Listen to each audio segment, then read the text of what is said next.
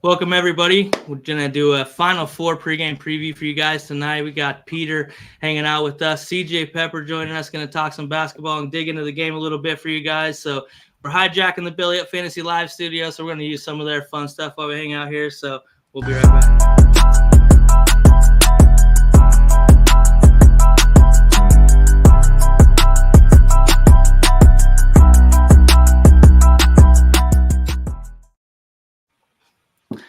Hey guys, so Peter, you are the social media manager here at Belly Up. You are our situational basketball junkie. We're always talking about the basketball stuff you're posting on our fantasy page. CJ is going to be the new face of Belly Up basketball as we get into this year moving forward. So can't wait to get you introduced, CJ. But let's get into it, guys. Tonight we got the women's Final Four kicking off. And, as your resident Iowa boy representing tonight, talk about the Iowa Hawkeyes playing the UConn Huskies. Tight game, guys, close spread, tons of narratives here, right? Caitlin Clark, National Play of the Year coming in. Talked about a little bit about her, being upset not getting that offer from UConn as she was coming out as a 5-star recruit. Teammate Paige Becker's on the other side too. So what do you guys think moving into this game, what we're going to witness tonight? Very exciting matchup. What do you think, Peter? Honestly, I think I was talking to you about this earlier. I think this is the best game of the Final Four. Like, it's definitely going to be the most intense. There's so many good players out there, especially the two headliners, obviously, Paige Beckers and Caitlin Clark. But I think the biggest thing here is Gino's still at UConn. I would not be sleeping on UConn tonight. And I think, and Billy, as you said, Iowa last year, they beat the giant South Carolina. Big, just didn't have a lot of pressure on them going into that, and they got a lot of pressure off their back. Then the LSU game kind of just collapsed, and I feel like LSU was almost just that last week might have been that big revenge game. I think UConn, I think they might surprise here. What do you think, CJ? Yeah, so I'm kind of going with Peter. I'm sorry, Billy. The thing about it is LSU did not guard Caitlin Clark well at all the last game. And I think Gino is going to take full advantage and see the mistakes that they made and just take advantage of that. And you cannot let her have that many options. They were giving her the 3-point shot. They were giving her the mid-range game. They were getting her the drive to the basket. They were just giving her too many options. And I can see Gino maybe blitzing her with a double team after the screen and getting the ball out of her hand and making somebody else beat them. So, but it's going to be a great game. Caitlin Clark, she's call her CC. She's the best. I'm older than you guys. She's the best women's basketball player I've ever seen in my life. She's just amazing. What all she can do, and her swag, and she's not scared of anybody on the court. And she's just an amazing all-around basketball player. But watch out for Paige, because I think Paige was actually ranked above her at first before the injuries, right? And so a lot of people forget about that. And so it's going to be a great game. I can't wait to watch it. CJ, do you think, quickly, if she wins the championship, is she the greatest college basketball player ever?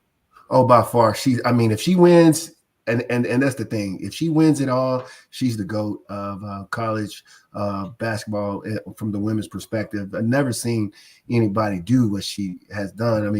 Usually one player, they got a great team, but she does so much. She was 71% of their offense the last game. And again, man, if she wins it all, she is definitely the GOAT for sure. It's not even a debate. Absolutely. What we've seen her do a couple years now, 2 straight Final Fours, losing that national title game last year to LSU and getting that opportunity to beat a team that LSU team, guys, they went out and added a couple big-time transfers from other schools, an All-American in Haley Van Lith, Moreau down low. I was really worried about how they were going to handle LSU down low, let alone the guard play, which is always the big killer in the tournament, right? So ultimately for Iowa getting through that LSU game, I think they got a little bit of fortune with their young post player, Hannah Stolke, getting in foul trouble. And the more size post player and O'Grady comes in, and she was able to actually slow down the rebounding of LSU and give Iowa a chance to get some second chance opportunities. And I think that was an accident, right? And here we are going into a matchup with UConn that has a much more dominant Aaliyah Williams down low. And I'm not sure what Iowa's going to do about that, let alone Paige Beckers is a complete matchup nightmare for these guys, right? But Iowa plays complete team basketball.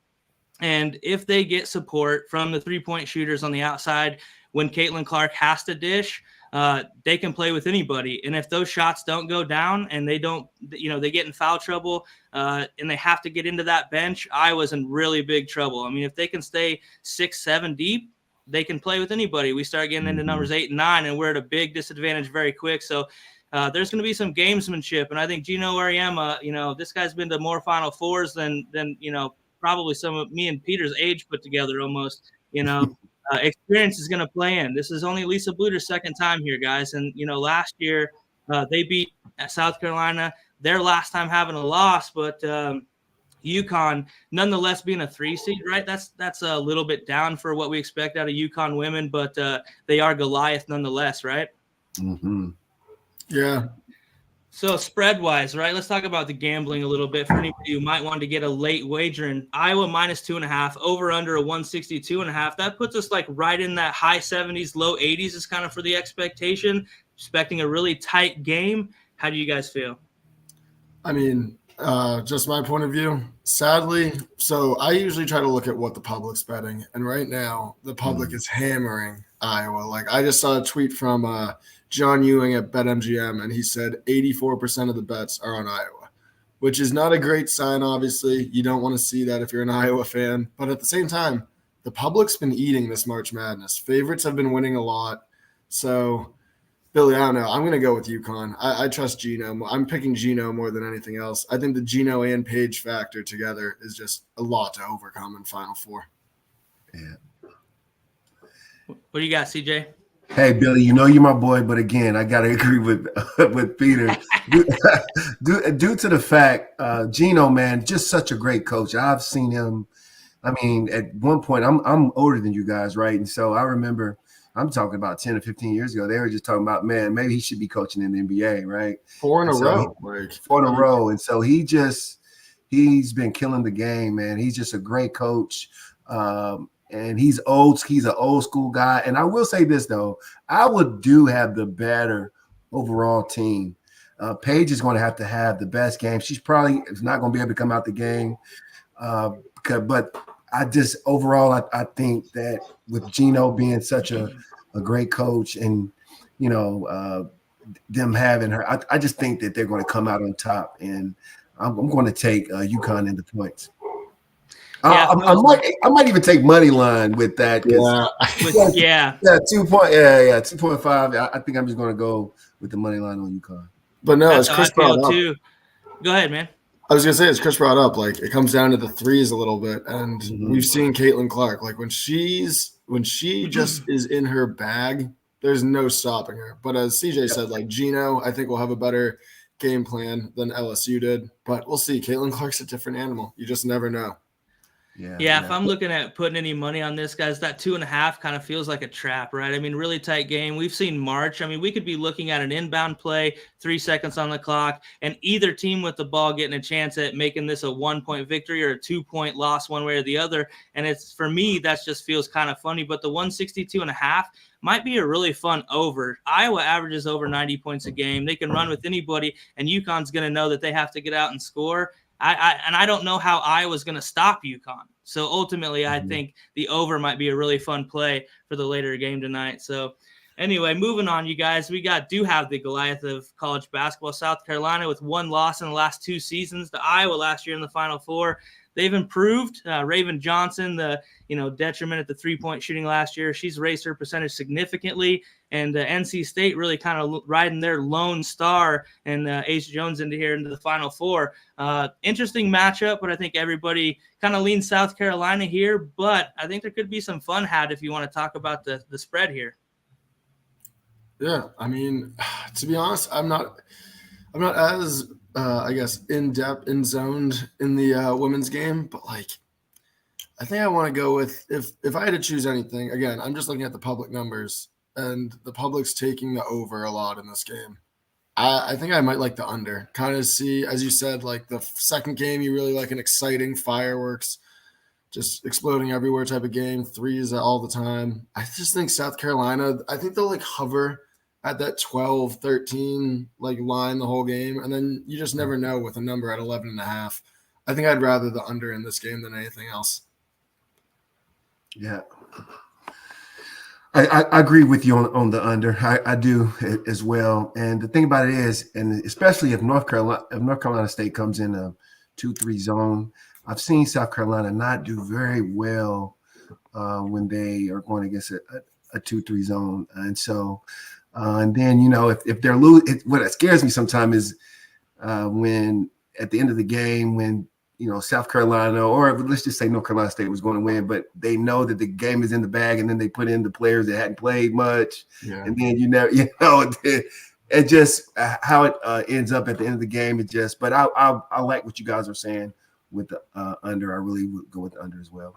I do wonder, like they definitely know the spread a little bit too, which is like obviously it doesn't motivate them anymore, but like it's just funny that like it's so relevant these days. All these college kids know the spreads. Like, it's great. It is wild. Did you That's ever kind know of why tonight, just on here, I decided to stay away from prop bets with college, just because it's kind of a touchy subject, and I just don't want to get into that kind of thing. But like, it is a weird way that it affects it, and I feel like it's like subliminally sometimes we end up so close to the spread that it's alarming. But I'm kind of with like what you said there, CJ, that messing around at the end of the game, to me, like that's free throws, right? If we see South Carolina think, hey, we're on to the title game and we're maybe losing a little bit of focus, they miss a couple free throws, that 15 becomes 9 really quick. And we saw LSU do that to Iowa the other night at the end of that game. That big lead, when people are scoring without time running, it can eat it up. So I think we're all in agreement that South Carolina moving on probably to the national title game unless NC State pulls something out of their hat. See, my boy Chris Pinto coming in with me here, but I don't know what he's talking about. We'll catch him later. Anyway, moving on to the men's, a little more action going on there. Talking about the UConn Huskies again and NC State Wolfpack. I don't know how many times that's happened, you guys, but it can't be very many. Similar spread here on one side of the bracket, and really a Cinderella story in NC State rolling into the Final Four, and DJ Burns, making all kinds of noise, and obviously Zach Edey at Purdue, the 7'4" beast that he is, Player of the Year. I think that could be a really fun matchup. Both giant post players, but different level of giant, different type of giant. It's going to be a wild matchup. CJ, break that down for me, man. What do you see happening down low among these two teams? Well, so of course, NC State is the underdog, but the only way I see NC State winning is if they get Edey into foul trouble, man. He's just so tall, so dominant. And I know that DJ Burns has great footwork down low, but it's a difference of shooting. Me being a post guy and somewhat undersized like DJ Burns is, it is so much harder to shoot over the 7-footers that has girth, right?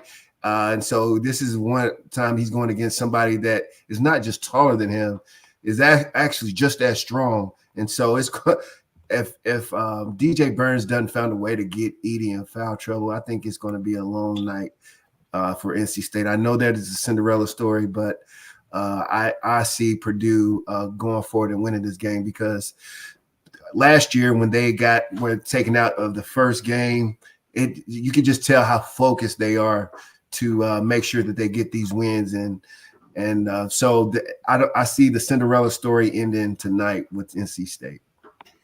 Yeah, I kind of think the same thing for tomorrow night, the early game. I don't think that will be a good. I don't think it will end well for NC State. But kind of as you said, the only way to stop Zach Edey is like you just got to get him in foul trouble, and there's just offensively he's going to get whatever he wants. The only chance that NC State has is to get Zach Edey in foul trouble. You get him in foul trouble, you have a chance, but I just really don't think that's going to happen. I think we're going to get, honestly, which is honestly the best sometimes. We usually don't get this in college basketball. I think we're going to get both the two best teams all year facing off in the championship. Kind of similar to, I think, during COVID or the year after COVID when we got Baylor and Gonzaga, just the two best teams throughout the year, let them go at it. And, I mean, everyone liked Gonzaga going into that game, interestingly enough. So maybe Purdue surprises again and beats UConn and just does what Virginia did. I mean, but, yeah, kudos to NC State. Great run. Great run. Yeah, it's been a blast watching them. I mean, the magic just keeps happening for them, but ultimately they kept running into teams they were familiar with, like the Duke team. They'd already beat them in the conference tournament not too long ago. So it's the Elite Eight. Yeah, it's Duke, but hey, when you know these guys, when you've played against them, and a lot of these guys, NC State, Duke being in North Carolina, these boys have been playing against each other since they were in middle school, likely. So some of that comes into play with the seeding and the record and all those things not mattering as much, right, when you're familiar with the opponent. So it's been fun, but I think Purdue ultimately wins this game. Zach Edey, I think, is too much, right? I think if DJ Burns can keep him away from the basket, Zach Edey can still shoot. And DJ Burns is, significantly shorter, right? 7-8 inches shorter. And now we're talking about a wingspan on a guy that's 7'4" shooting jump shots.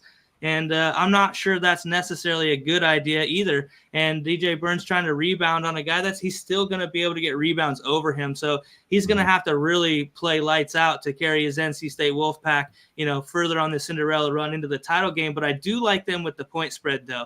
Purdue's not a team that blows a lot of people out, right? 9 points is a pretty good spread in a game that, there's going to be a lot of urgency. This is a Final Four game, right? So I just think NC State could make you some money tonight with that large 9-point spread. I mean, Purdue's got to win by 10. Final Four game, that's tough. Over under 146, that seems a little low, but I mean, mid-70s, that's a decent game. So I actually kind of like the under a little bit here in a game that maybe we're hyping up and getting a little ahead of ourselves with the fun of the night. So I think NC State, that +9 under 146, I like that as a little two-teamer ending that game on the opposite side. But if Purdue goes down, my Iowa blood is going to be pretty happy, guys. I will say that. But anyway, so UConn, Alabama, the other side. I got Pinto in the comments here. He's telling us that Bama is going to take down UConn.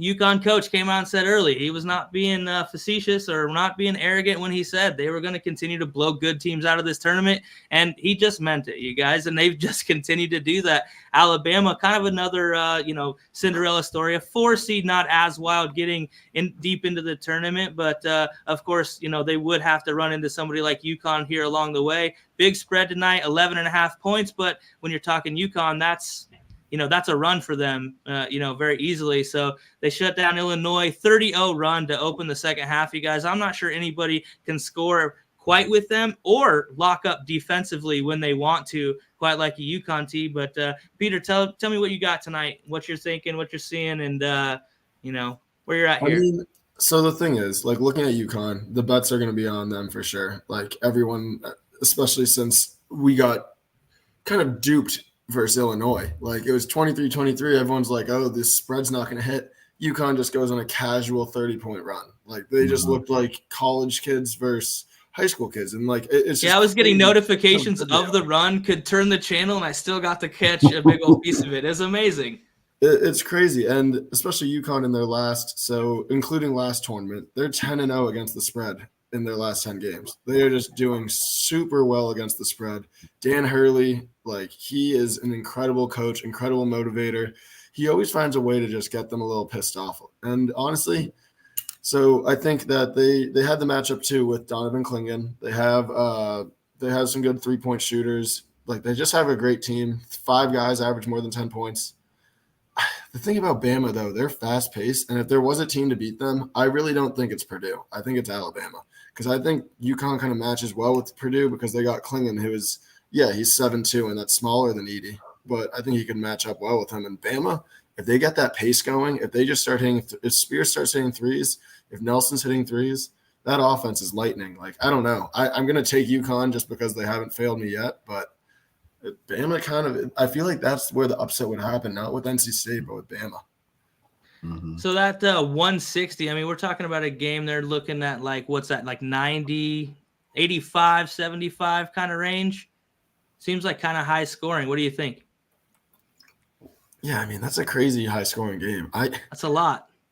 I think so I also saw that the team total for Bama is like 74.5, and UConn in their last, like, I think 7 tournament games have hit that under. So, like, something's got to give here. It's really just like one way or the other. Do you trust Bama's offense, or do you just really trust the dominance of UConn and its march? Mm-hmm. So I'm just going with UConn. Like, they've never.